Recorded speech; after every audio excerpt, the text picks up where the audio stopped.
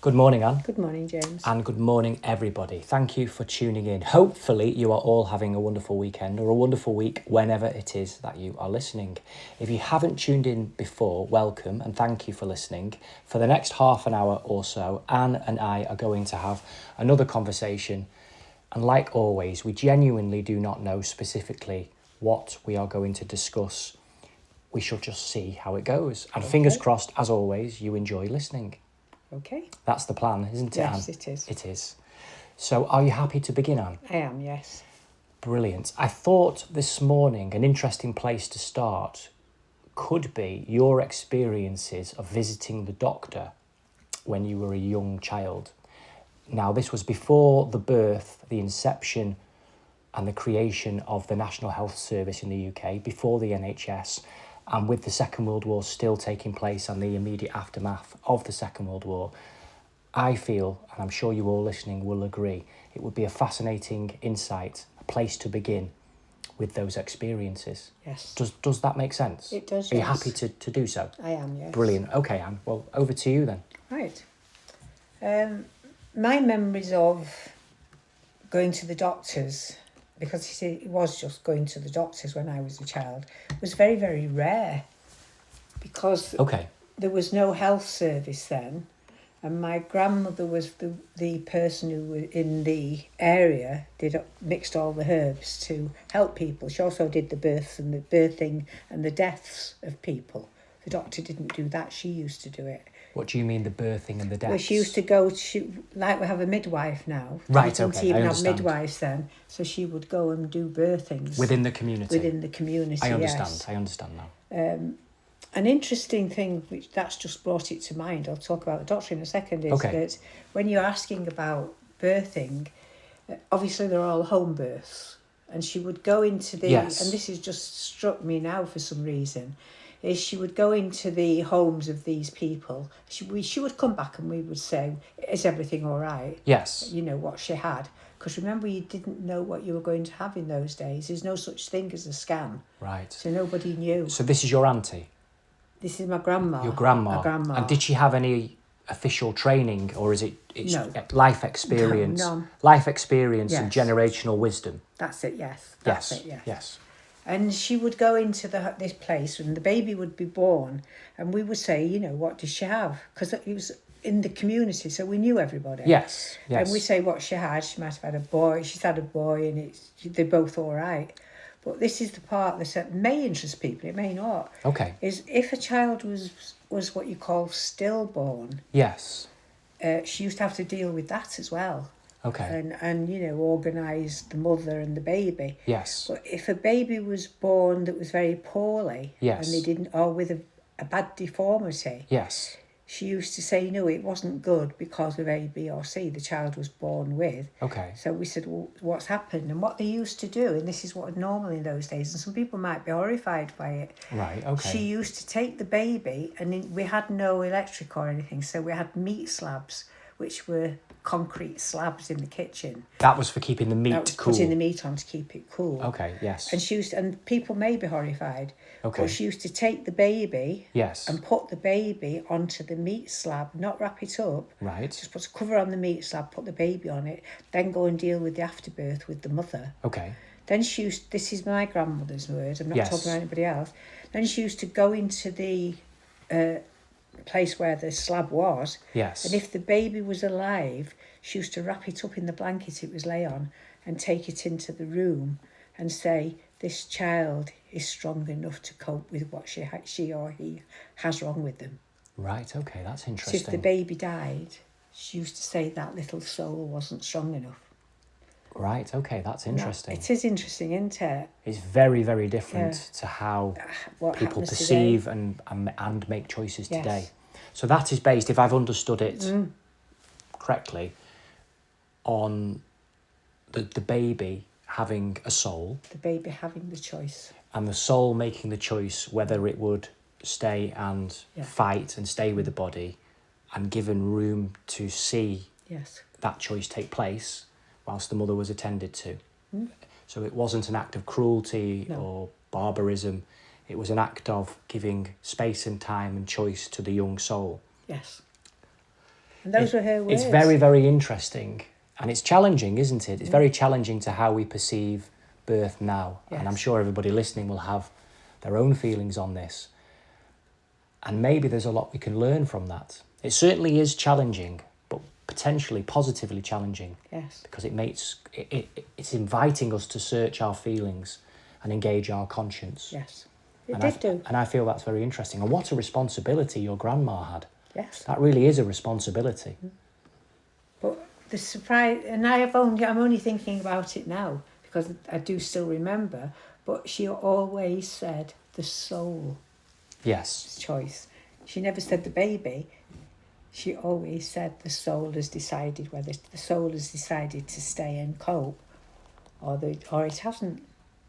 Right. It's so it is interesting. And that is what she always taught us, to be honest, that we weren't, that we were only in the guardianship of all the children. We were guardians of them. Yes. It had to be their choice what they did in life. Yes. That we didn't possess our children. And that's how she brought us up. That's interesting. So to me, it was a normal thing. When I had my second child, who was born with a deformity, and it was taking me a long time to feed her, she came and said to me, "You get yourself dressed and go down to Jim.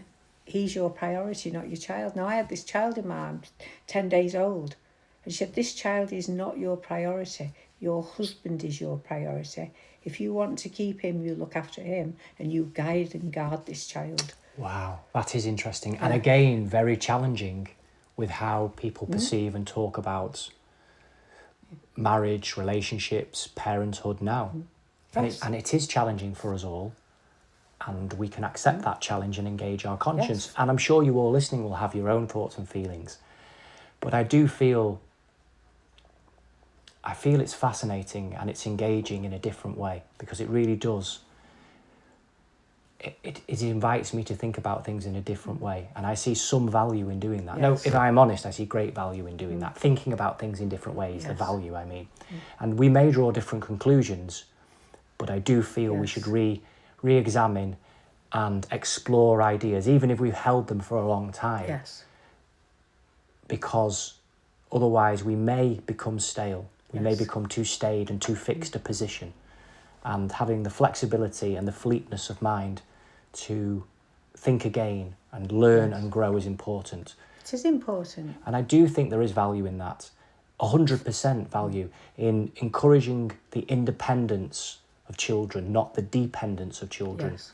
The flourishing of children, Very much not so. the smothering of children. Yeah. And I feel there is too much Yes. of that taking place. Too many children are too dependent upon their parents. Yes. And they are not independent enough in mind and in ability Yes. and skill and life skills. And too many parents are either neglecting children, a form of abuse, really. Yes. Well, not really, it is a form of abuse and neglect. That they're not being parented, they're not being loved. Yes. And we are, as a society, as a human community, failing children. And as she said... Or they are smothering children. Yes. And they're going the other way by over-parenting and being too hands-on, too decisive, and not allowing children to think and feel and grow and shine for themselves. And as she said, guidance. You're here to guide that child. Yes. And to keep her safe. And maybe, interestingly, maybe the child is also here to guide us. Yes. And to teach the parents.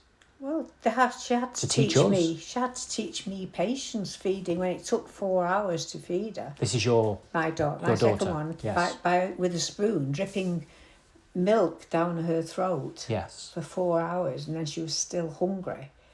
Obviously, I had to learn patience doing that. Would you be comfortable to say what it is that your daughter had? She had a hair, lip and cleft palate. Right, okay. For anybody that doesn't understand so what that or means haven't heard is of that before. It's the lip is open and she has no palate, no roof of the mouth. No roof of the mouth, So what you can see when they're first born, you can see right through to the brain. Okay. But so obviously they can't suck. If you didn't have your palate, you couldn't suck. Oh. But the mouth is all open anyway, so you've not got a lip to suck with. Yeah. So we had those days, they have different things now. We had to use a spoon and just drip food in to make sure it went into the esophagus and not into the trachea. because if it went into the trachea, Yes. we would kill them because we would flood the lungs.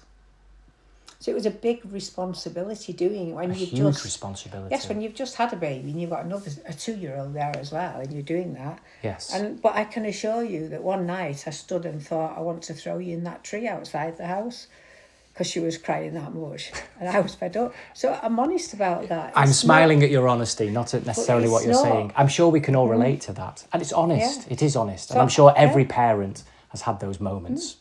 So I can't, so I don't... Everybody has a reaction. That's Absolutely. what I'm saying. Absolutely. In everything. So that's what she taught me. She taught me that was my responsibility to look after and guide her, but she wasn't mine. She always said that. Your children are not yours. She used to always say, you've had the privilege of bringing a soul onto this earth. Yes. What a great privilege that is. Guide it, guard it, and look after it, but it's not yours. And I've never forgotten it. She was a very, very wise lady. She sounds extremely wise. But yes, so as far as the doctors is concerned, what I was going to start with is that we did get onto a fascinating and interesting side point. But okay, back to the doctors. Your experience of your visits to the doctors. Yes. So no health service. Yes. Doctor in his own home, in his own house, with making up the medicine in his kitchen. So you can imagine the scene. He has a room, one of his rooms he's sat in with an office, got a settee in it where they're sitting in the evening. Yes. Because they live there. And then you've got this other room next to the kitchen, which would be the dining room with a couple of with chairs in. Now, when you walked in, people were all sat on these chairs. Poorly people sat on these chairs. And they had to be poorly, remember, because there was no health service. So you didn't go to the doctor unless you were really poorly. Okay. So all these people are poorly. And they sat on these chairs. But when you walked in, when my mother walked in, she used to say, who was last? The person who was last would put their hand up. And we knew we went after that person. That was our turn. Yes. No appointments. But sometimes if a child came in and she was crying or they were really poor, or an elderly lady, one of them in the front would say, you can take my turn and I'll take yours. Yes. Community. I suppose in a way that's when our aim is bringing communities together, that's what we want. So people were self-regulating. They were self-regulating, yes. Using common sense. Yes. And decency amongst the and patient, empathy. The patient community, to make decisions without needing an outside authority in that way. Yes. No receptionist. Well, Only the there's no receptionist now, is there? No. It's just a. You are on hold. Yes. You are 12th in the queue. And that's to the pharmacist, not the doctor, to get the appointment. Yeah. Oh, what a nightmare it is. It really is a nightmare. And now it's not even, and it's getting to not even that now. It's by email. There's some doctors that are doing it just by email. It's inhumane. It is inhumane in as much as it's technologically centred. It's not human-centred. No, it's not. We're not treating people as human beings with care and with empathy and a deep compassion, because people are scared and distressed, and they need to be treated by a person, by a human being. Yes, absolutely, by a person. We're saying the same thing. Yeah, it's not so much about a diagnosis, which is fundamentally important. Yes. It's also the reassurance. Yeah, it's somebody caring. You get better, don't you, when somebody cares. When you know, with the old-fashioned nurses, I think now with the old-fashioned nurses and the uniforms. Do you remember a nurse's uniform? What it used to be like with the white collars. It may have been different for you than myself. Yeah, I do remember. Yeah, and in my mind, I'm seeing Call the Midwife. Yeah, that's right. Yes. Exactly like Call the Midwife. But to a child... With the white piping round the collar and the cape and the bicycle with them. Not quite that far. Right, okay. But imagine a child, the children they knew that those were going to make it better. A nurse was going to make them better. Like a superhero. Yeah, and all the kids would have a nurse's uniform, as you probably had a cowboy's uniform, because you admired cowboys as a child. I did. I don't see any children doing that today, do you? Running around as a nurse or as a cowboy. Or a firefighter. Yeah, I don't see them. Or little boys on trucks. Yeah.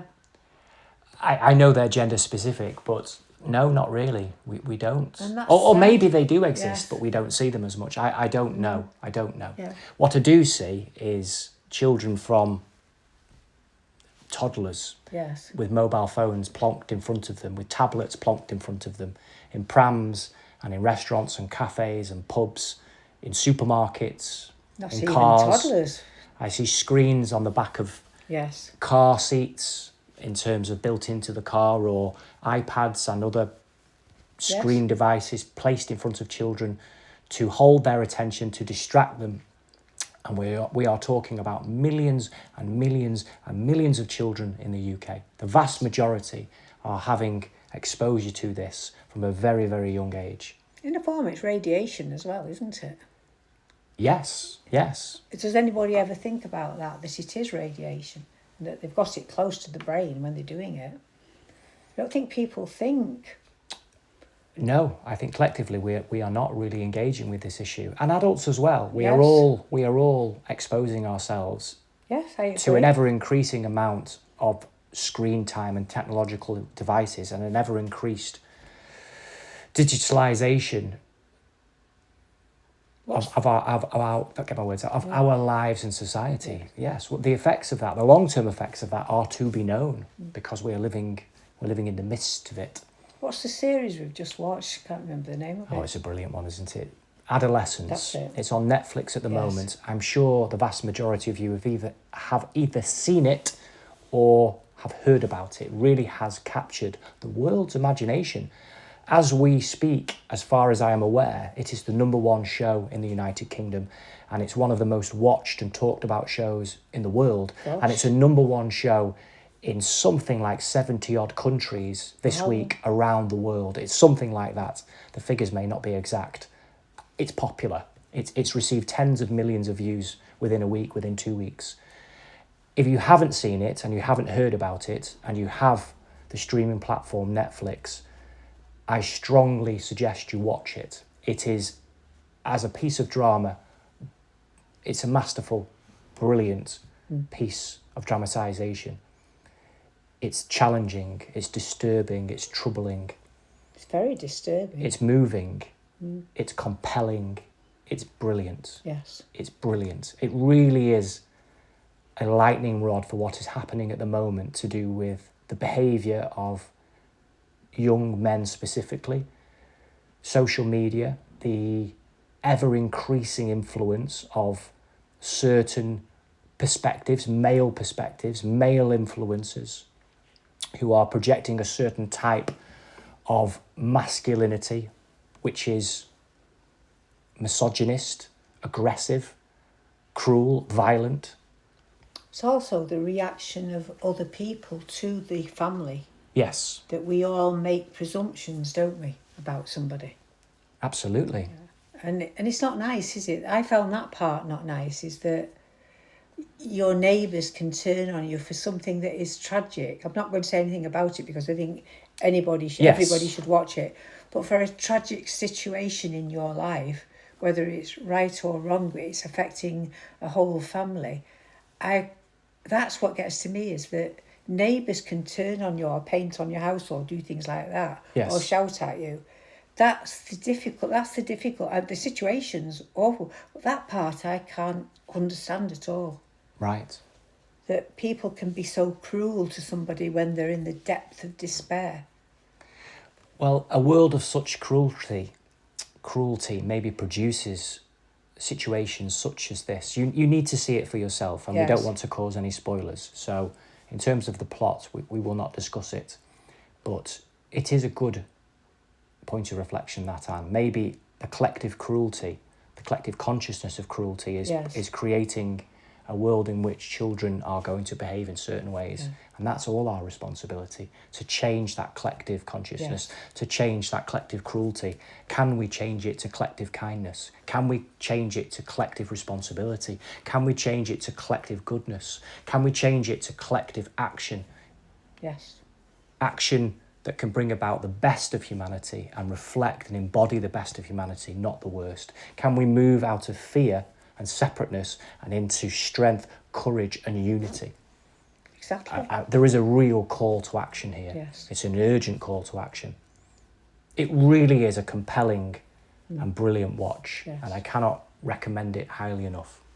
But it is disturbing and challenging, and it will challenge you. It is a call to action, though. It definitely is. But I find that the apathy of people, I don't understand apathy. And I think we have all got to start looking at ourselves. It made me look at myself and my situation to double check. Yes. And I hope it does that with everybody. Because, it's situations, children now, we have to start making a stand now, because these children are our future. The teachers in schools, I'm not talking about this particular thing, we've got to start now letting the children need to learn, but who's teaching them? Yes. That's what we've got to look at. Who's doing and I'm talking about the curriculum now. Is the curriculum right in schools? Or is it too much, this curriculum, that a 5-year-old has so many subjects, including science?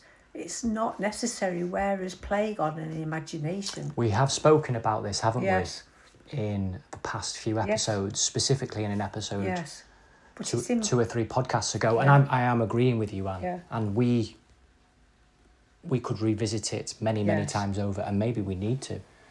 I think Maybe we need to. I repeat, in summary, I feel that a values-centred based curriculum is a positive path forward, a possible future that we could choose, where children are flourishing as human beings. They are learning and actioning values and using the innate and latent intelligence that's within everybody and within them to explore certain subject material. It's less focused, at least initially in the formative years and in early adolescence, in specifics and facts and figures, although facts, figures and empirical investigation and empirical learning is important, it's fundamentally important. But being a compassionate, kind, truthful human being is fundamental to the goodness of humanity, and it's the natural nature of a human being. I know that. That's what being human is. Yes, to act with humanity, to know dignity and respect, to allow that which is innate within the human being to manifest, to become felt lived experience, that it becomes the words, the thoughts, the actions of the children, and they bring that into life, as well as humour and play and creativity. But it has to be, for success, underpinned by a deep sense of responsibility, an understanding of responsibility. Yes, I agree with you. An understanding of the collective humanity, understanding that we are not, in fact, separate. We share an experience, and that the way that we behave will have direct and indirect consequences on everybody else, in ways that we can perceive and in innumerable ways that we cannot perceive. Nobody is separate from anybody else. We, if we choose to act unkindly to somebody, are bringing that unkindness into the world. If we choose to act kindly, we bring the kindness into the world. If we lie, we bring lies into the world. If we tell truth, we bring truth into the world. If we bring decency into the world, or are we going to bring nastiness and cruelty into the world? It's our choice. And that's the choice of us all, and it's the choice of you and I, and it's the choice of everybody listening. And it's not easy. No. And nobody's keeping score. Least of all myself, nobody's keeping score. But there is an invitation to take responsibility here and say, life, if we cannot agree upon the safety and the flourishment of children around our world, we will never find consensus and agreement about anything. There will always be division. If we cannot unify around children, then what can we unify around? Nothing. We've got an event coming up, haven't we? Yes. At Easter.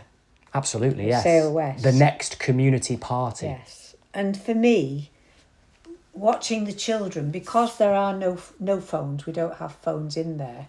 And funnily enough, we haven't banned them. No. But parents don't get the phones out, which is we don't see any at the moment. We did it first, but now they don't, because the parents are encouraged to participate with the children in the whatever we're doing. Like if we're having a game, we encourage the parents to come into it as well. Yes. And if it's a tug of war, you've got parents pulling against children and laughter. And I think that's what's important. We haven't got that laughter of children and adults. Adults and children seem to be separated. Yes. That's what I'm trying to think. That's what I'm trying to say. Is it's them and us. Yes. It's not collective. We haven't got community. No. We're looking for an engaged and active community, not staged community for social media posts. Yes. Or for tax relief. We're talking about genuine, alive and thriving community, generational community. So we're encouraging a 12, 14-year-old to do something with a 3-year-old. Yes, naturally. and them naturally do it. And you can see the faces. And then once they do that, they start wanting to help them. Absolutely. So they'll jump in when you've got a 3-year-old that's trying to pull a tug of war.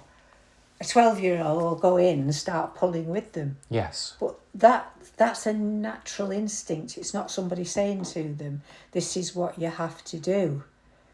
They're then starting to think for themselves, the 12-year-old, which is lovely. Which is also linking it to responsibility, independence, leadership, maturing, coming of age, and allowing it to happen naturally as much as possible, facilitating the space, facilitating the opportunity, and allowing that which occurs to happen as naturally as possible. And of course, as often said, that is an ideal way of looking at it. It's idealistic. Yes. But why wouldn't we aim for ideal? Why wouldn't we?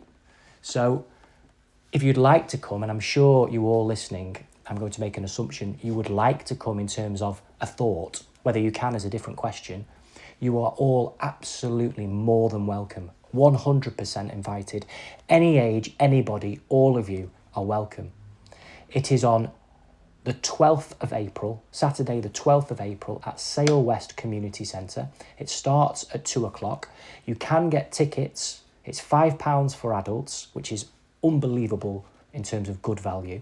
It's free for children. You can get tickets on eventbrite.com, or you can pay on the door, but be careful, it may sell out. So if you want to secure your place, even if it's free for children, you need to secure your place with a ticket before the event. You can do so online at eventbrite.com. There is more information on our website, stridefortruth.com, or our social media pages on Facebook and Instagram.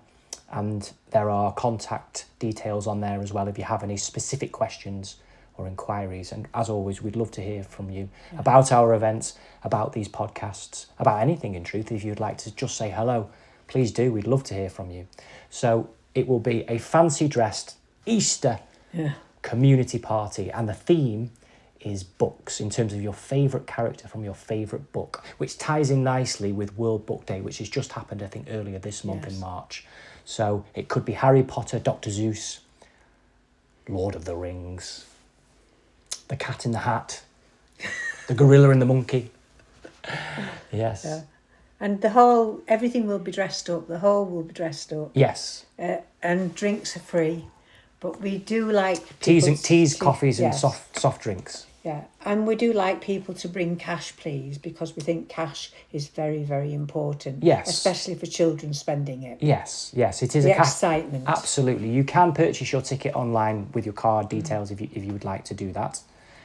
But you can also pay cash on the day, and if you'd like to donate or participate in any of the activities or raffle, tombola, face painting, cash. And if you'd like to volunteer to come and help, absolutely, that would be wonderful for us. You are all welcome. Get in touch if you'd like to volunteer, or if you turn up on the day and you'd like to help out in some way. Yes. I'm sure we'll find a way for you to be involved. Yeah. But if you do turn up, feel free to get your face painted, wear your brightest, most wonderful costumes. It really is a celebration of colour, of life, of community, of generation, of all people from all backgrounds, and everybody is welcome, no matter who you are, where you're from, how you feel, what you look like. You are welcome, and we are going to have a wonderful, truly wonderful community event, a wonderful Easter party on Saturday the 12th of April, and we hope to see you all there. Good. Brilliant. Wow. Finished? Yes, that's as always, and that has gone very, very quickly. I think we'll have to leave it there. Yeah. Bye, everybody. Bye-bye. Well, have a wonderful rest of the weekend or week, whenever it is that you're listening, and we look forward to speaking with you, being with you next week. Goodbye, everybody. Bye. Bye-bye, bye-bye.